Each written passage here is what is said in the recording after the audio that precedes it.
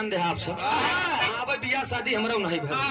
देवर मन चला रान हमरी के नहीं भौजैया के देख के भैया भौजी दोनों जने जोड़ी अनबाइला रहन तू फायदा उठावेला।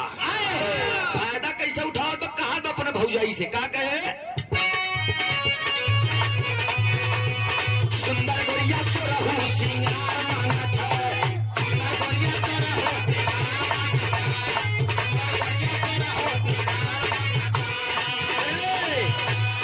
अपने बाबू सोना से